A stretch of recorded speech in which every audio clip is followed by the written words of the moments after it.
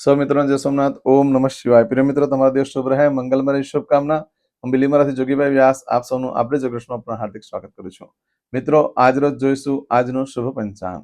આજે તારીખ છે 12/2/2026 ને ગુરુવાર, મહાવદ દસમ તિથિ છે. આજે સંત શ્રી જલારામ બાપાની પુણ્યતિથિ છે.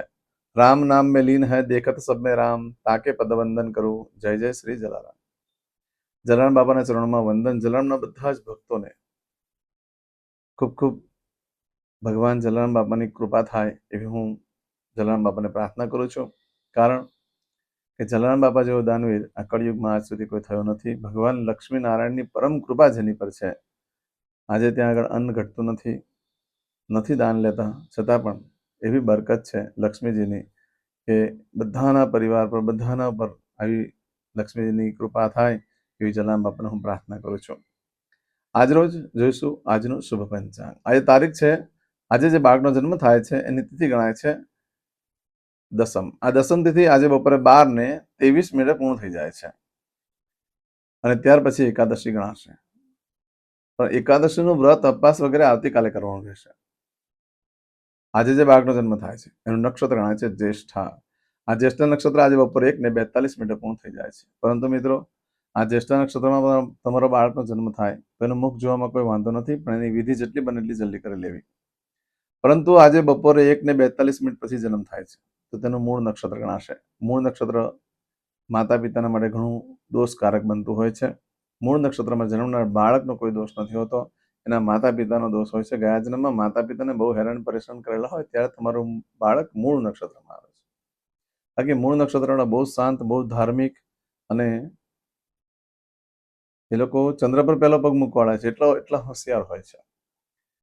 એવાનો મતલબ છે મૂળ નક્ષત્રમાં બાળકનો જન્મ થાય છે એ પોતે બાળક બહુ જ હોશિયાર હોય છે, પણ માતા પિતાને અને પરિવારને નુકસાન કરતા બનતું હોય છે. માટેની જેટલી બને એટલી જલ્દી વિધિ કરી લેવી. એનું મુખ ન જોવું માતા પિતાએ. 11 દિવસ પછી જ એનું મુખ જોવું. ઘણા લોકો વિડીયો કોલ વગેરે કરીને જોવે છે, યોગ્ય નથી. તમને નુકસાન થશે, તમને ભારે પડશે. ધર્મશાસ્ત્રથી વિરુદ્ધ ન જાઓ તો સુખી થશો. કાસાની વાડકીમાં 11 દિવસ પછી એનું મુખ જોવો અને પછી એનું પ્રત્યક્ષ મુખ જોઈ શકાય છે. એટલે આજે બપોરે 1:42 થી લઈ આવતીકાલે સાંજે 4:13 સુધી મૂળ નક્ષત્ર ચાલશે. એટલે ત્યાં સુધી જે બાળકોને જન્મ થાય એના પિતાએ આટલો નિયમ પાળવાના રહેશે. આજે જે બાળકનો જન્મ થાય છે એનો યોગ ગણાય છે હર્ષણ યોગ. આજે બપોરે 3:06 મળસ્કે 3:06 પૂર્ણ થઈ જાય છે અને ત્યાર પછી જે બાળકનો જન્મ થાય એનો વ્રજ યોગ ગણાશે. આજે જે બાળકનો જન્મ થાય છે એનો યોગ ગણાય છે હર્ષણ. આજે મળસ્કે 2:30 થી શરૂ થાય છે અને આવતીકાલે મળસ્કે 3:06 પૂર્ણ થઈ જશે. આજે જે બાળકનો જન્મ થાય છે એનું કરણ ગણાય છે વિષ્ટિ. આ વિષ્ટિકરણ આજે બપોરે 12:23 પૂર્ણ થઈ જાય છે અને ત્યાર પછી જે બાળકનો જન્મ થાય એનું બહુકરણ ગણાશે. આ વિષ્ટિકરણ હોવાને કારણે સમય અશુભ ગણાશે, 12:23 સુધીનો સમય. આજે જે બાળકનો જન્મ થાય છે એની રાશિ ગણાય છે વૃશ્ચિક. વૃશ્ચિક રાશિનો અક્ષર આવે છે નય. વૃશ્ચિક રાશિનો સ્વામી મંગળ ગણાય છે. પરંતુ મિત્રો ધ્યાન રાખો, આજે રાશિ બદલાય છે. આજે બપોરે 1:42 પછી જે બાળકનો જન્મ થાય એની રાશિ ધન ગણાશે. ધન રાશિનો અક્ષર આવે છે ભ. ધન રાશિનો સ્વામી ગુરુ ગણાય છે. આ ધન રાશિ આજે બપોરે 1:42 થી શરૂ થાય છે. 15 તારીખે મળસ્કે 43 પૂર્ણ થશે. એટલે ત્યાં સુધી જે બાળકોના જન્મ થાય બધાની રાશિ ધન ગણાશે. આ રાશિ, તિથિ, વાર, નક્ષત્ર, યોગ, કરણમાં જેનો પણ જન્મ હોય તેની ચોક્કસ પ્રમાણે પૂજા વિધિ કરી લો, જેથી કરીને તમારું જીવન સરળ રહે, નુકસાન ન થાય. આજે જે કોઈ મારા સબસ્ક્રાઇબ મિત્રની યા મારા ઘર પરિવારમાંથી કોઈ પણ સદસ્યની વર્ષગાંઠ છે યા મેરેજ એનિવર્સરી છે, એ બધાને મારી ઘણી ઘણી શુભકામના. આજે સવારમાં ઉઠી સૌથી પહેલા આજનું સુકન કરી લો. આજનું સુકન કરેલું હશે તો તમારું આખું વર્ષ સુંદર રીતે વ્યતીત થશે. આજે જે કોઈ મારા સબસ્ક્રાઇબ મિત્ર, મારા ઘર પરિવારમાંથી કોઈ પણ સદસ્ય કોઈ જગ્યા પર ઇન્ટરવ્યુ આપવા જઈ રહ્યા છે, કોઈ નોકરી ધંધા માટે જઈ રહ્યું છે, કોઈ રમત ગમત માટે જઈ રહ્યું છે, કોઈ આજે વિદેશની યાત્રા માટે જઈ રહ્યું છે, આજે કોઈ ધર્મ ક્ષેત્રની યાત્રા માટે જઈ રહ્યું છે, આજના દિવસે કોઈનું ઓપરેશન હોય, કોઈને ડિલિવરી હોય, કોઈની સગાઈ, કોઈની છઠ્ઠીની પૂજા હોય, એ આજના દિવસે કોઈ રમત ગમતમાં ભાગ લેવા જઈ રહ્યું છે, એ આજના દિવસે કોઈ મોટી વસ્તુનું વેચાણ કરવા જઈ રહ્યું છે, આ ખરીદી કરવા જઈ રહ્યું છે, આ પ્રારંભ કરવા જઈ રહ્યું છે. આવા કોઈ પણ કાર્ય તમે કરવા જઈ રહ્યા છો તે કાર્યમાં તમને દિવ્ય સફળતા પ્રાપ્ત થાય એવી હું સોમનાથ દાદાને પ્રાર્થના કરું છું. પરંતુ મિત્રો, આજે સવારમાં ઉઠી સૌથી પહેલા આપણી જોગી એસ્ટ્રો ચેનલ પર જઈ પ્રોફાઇલ પિક્ચર પર ક્લિક કરો એટલે અંદર પ્લેલિસ્ટ ઓપન થશે. આ પ્લેલિસ્ટની અંદર જવાનું અને આજના વારનું શુકન જોઈ લો. વારના શુકન પ્રમાણે તમે કાર્ય કરશો તો તમારા કાર્યમાં સારી સફળતા પ્રાપ્ત કરી શકશો. એમે આજે તમે ઘરેથી નીકળો છો, કોઈ કાર્ય કરવા જતા હોય કે એમને જઈ રહ્યા છો, તો આટલું તો ચોક્કસ કરીને જવું. ઘરેથી નીકળો છો ત્યારે ગુરુને વંદન કરી લો. ગુરુવાર છે, માતા પિતાને વંદન કરો, એ પ્રથમ ગુરુ છે. દેવસ્થાનમાં ભગવાનને વંદન કરીને નીકળો અને ભગવાનને કહેવાનું કે મારા કાર્યમાં મારી સાથે રહેજો. આજના દિવસે કોઈ પણ કાર્ય કરવા માટે નીકળો છો અને સામે બ્રાહ્મણ મળી જાય છે તો કાર્ય તમારું સફળ થવાની શક્યતા ખૂબ વધી જશે. આજે બ્રાહ્મણને ભોજન કરવાનું પણ બહુ જ મહત્વ હોય છે. આજે બ્રાહ્મણને ભોજન કરાવવાથી લક્ષ્મી દેવી પ્રસન્ન થાય છે, પિતરો તૃપ્ત થતા હોય છે. આજના દિવસે કોઈ પણ કાર્ય કરવા માંગો છો તો તેના માટે પણ એક ચોક્કસ શુભ સમય હોય છે, જે આપણે જોઈ લઈએ. આજે સવારે 6 થી 7:30 વાગ્યા સુધીનો સમય શુભ રહેશે. એ જ રીતે આજે સવારે 10:30 થી બપોરે 3 વાગ્યા સુધીનો સમય શુભ રહેશે. એ જ રીતે સાંજે 6 થી રાત્રે 9 વાગ્યા સુધીનો સમય શુભ રહેશે. રાત્રે 12 થી આવતીકાલે મળસ્કે 1:30 સુધીનો સમય શુભ રહેશે. આવતીકાલે મળસ્કે 3 થી સવારે 6 વાગ્યા સુધીનો સમય પણ શુભ રહેશે. આ સમયગાળા દરમિયાન તમે કોઈ કાર્ય કરો છો તો એમાં સારી સફળતા પ્રાપ્ત થઈ શકે છે. પરંતુ મિત્રો, ધ્યાનમાં રાખવા જેવી બાબત છે, આજના દિવસે બપોરે 12:23 થી આવતીકાલે બપોરે 12:53 સુધીનો સમય સામાન્ય રહેવાનો છે. એટલે કોઈ સામાન્ય કામકાજ કરવું હોય તો તમે કરો આ સમયગાળા દરમિયાન. બાકી આજે દિવસ બહુ યોગ્ય નથી. બપોરે 12:23 પહેલા તો અશુભ જ છે અને બપોરે 12:23 થી આવતીકાલે બપોરે 12:53 સુધીનો સમય સામાન્ય ગણાશે. એમાં તમે કોઈ પણ કાર્ય કરો છો તેમાં તમને થોડી સારી સફળતા પ્રાપ્ત થઈ શકે છે. પરંતુ બને ત્યાં સુધી આજે કોઈ કાર્યનો આરંભ ન કરશો, ન કોઈ ખરીદી કરશો, ન કોઈ વેચાણ કરશો. આજે કોઈ પણ કાર્ય કરવા માટે બહુ યોગ્ય દિવસ નથી. છતાં પણ અનિવાર્ય સંજોગોમાં તમારે કરવું પડે એમ જ છે. તો આજે બપોરે 12:23 પછી કરી શકો છો. તે પહેલા કરશો તો તમને બહુ જ નુકસાન થઈ શકે છે અને વારે ઘડી નુકસાન થઈ શકે, મોટી આર્થિક થપાટ લાગી શકે. તમે જે કાર્યનો પ્રારંભ કરેલો એ ખૂબ ચર્ચામાં આવે, અનેક પ્રકારના તમારી પર આક્ષેપ લાગી શકે છે બપોરે 12:23 પહેલા. પરંતુ બપોરે 12:23 પછી તમે કોઈ કાર્ય કરો છો, એમાં તમારી કોઈ વસ્તુ ચોરાઈ જાય છે તો 9 દિવસમાં મળે, બાકી શક્યતા ઓછી. બપોરે 12:23 પછી જે કાર્ય કરવામાં આવે તે લાંબો સમય સુધીનું સુખ પ્રાપ્ત કરાવનારું હોય છે. અને જેની કુંડલીમાં 2 મેરેજના યોગ હોય તે જો આ સમયગાળા દરમિયાન મેરેજ કરે છે તો લગ્ન જીવન એ લોકોનું ઘણું સાર્થક થાય છે, કોઈ તકલીફ આવતી નથી. આજે કોઈ પણ વસ્તુની ખરીદી કરવી હોય, વેચાણ કરવી હોય તો થઈ શકે છે, પણ બહુ મોટા પાયા પર હોય તો ન કરશો. સામાન્ય હોય તો કરી શકાય છે. બને ત્યાં સુધી નવા વસ્ત્ર પણ ધારણ ન કરશો, નતર એ મોટા ભાગે કામવાળીને જ આપી દેવા પડશે, નુકસાન જ થશે. હા, એક ફાયદો થાય, આજે નવા વસ્ત્ર ધારણ કરશો બપોરે 12:23 પછી તો તમારામાં આધ્યાત્મિકતા આવશે, ધર્મ બાજુ લાગણી આવશે અને ખૂબ તમે કાર્ય કરતા બની શકો છો. માટે નવા વસ્ત્ર ધારણ કરવા માટે એમ એ રીતે સમય યોગ્ય રહેશે. આજે કરશું આજનો સંકલ્પ. ચમચીમાં પાણી લઈ લો. અદ્યતનમાસનમ માસોત્તમ પરમ પવિત્ર મહામાસે શુભે કૃષ્ણ પક્ષે દશમ્યામ અંતર્ગત એકાદશીયામ બૃહસ્પતિવાસન વિત્તાયામ. સંકલ્પ પતે એટલે કોમેન્ટ્સમાં ચોક્કસ મને લખીને મોકલાવજો. તમે જે ભગવાનની પૂજા કરતા હોય તેનું નામ લખીને મોકલાવો. હું તમને લાઈક મોકલાવું એટલે સમજો મેં તમારા માટે ભગવાનને પ્રાર્થના કરેલી છે. હવે દરેક જણા પોતાનું સાચું નામ બોલી દો. તમારું ગોત્ર ખબર હોય તો ગોત્ર બોલી દેવાનું.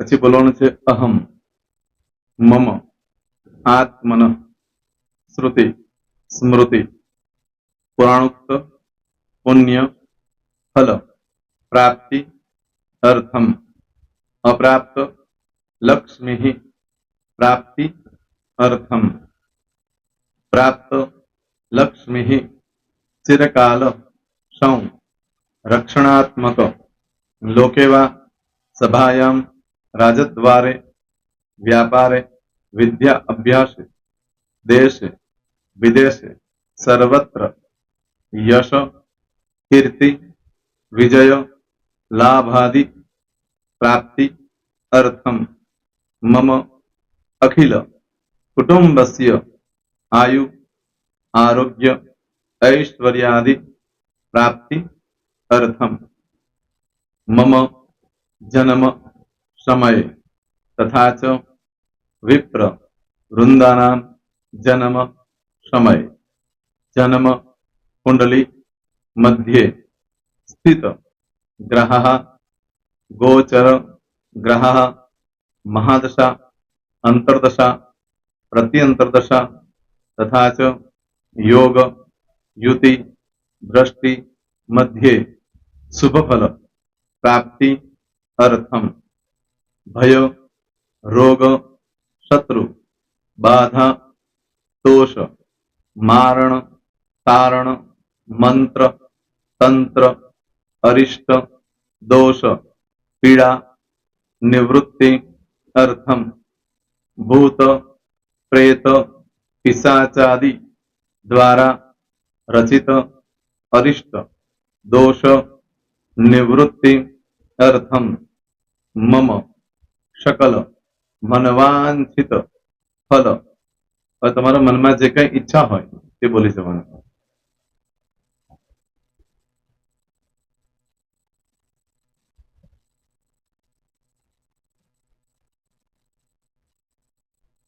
બોલવાનું અનુસારતઃ सकल मनवांछित फल प्राप्ति अर्थम.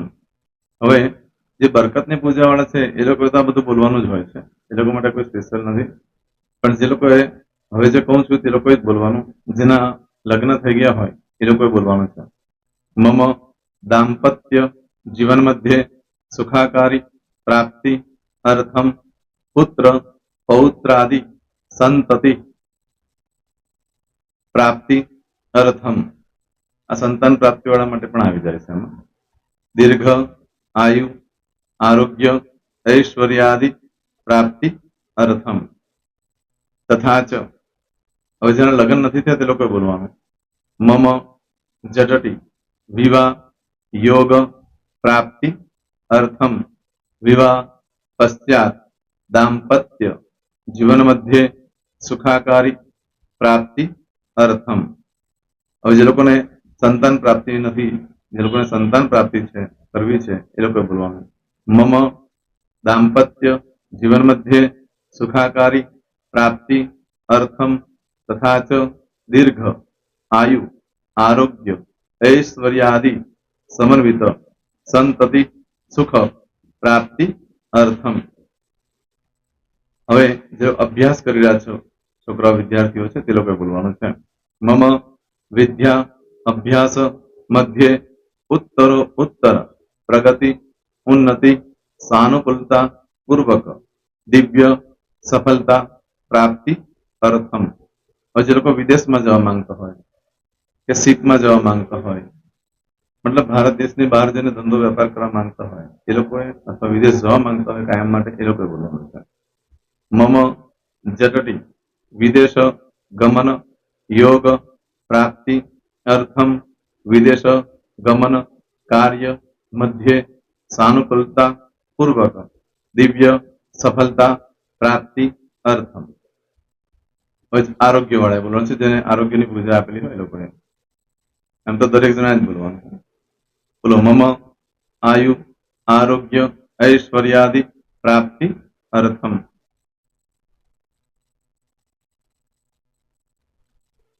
હવે દરેક જણા બોલવાનું. सकल मनवांछित फल प्राप्ति अर्थम अद्य दिने प्रधान देवतानां नित्य दिन अनुसारतः पूजन अर्चन कर्मणि अहम करिष्ये. પાણીવાળી થાળીમાં પાણી મૂકી દેવાનું છે.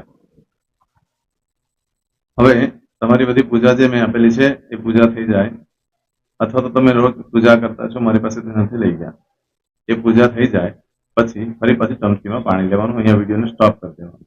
પૂજા પતે એટલે પાછું આગળનું કરવાનું છે. અહીંયા વિડીયો સ્ટોપ કરી દેવાનો અને પૂજા પતે એટલે બોલવાનું છે વિષ્ણવે વિષ્ણવે વિષ્ણવે નમો નમઃ વિષ્ણુ સ્મરણ સર્વમ પરિપૂર્ણ અસ્તુ.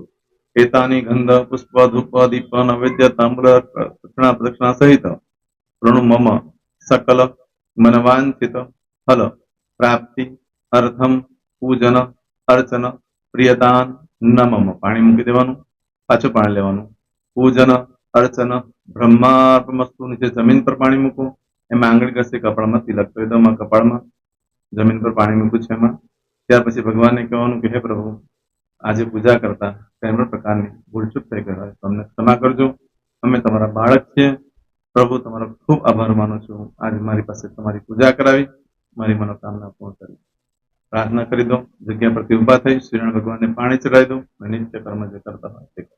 જય શ્રી તમારો દિવસ શુભ રહે, તમે અને તમારો પરિવાર સુખી રહે, સંપન્ન રહે, સુરક્ષિત રહે એ ભગવાન સોમનાથ દાદાને પ્રાર્થના.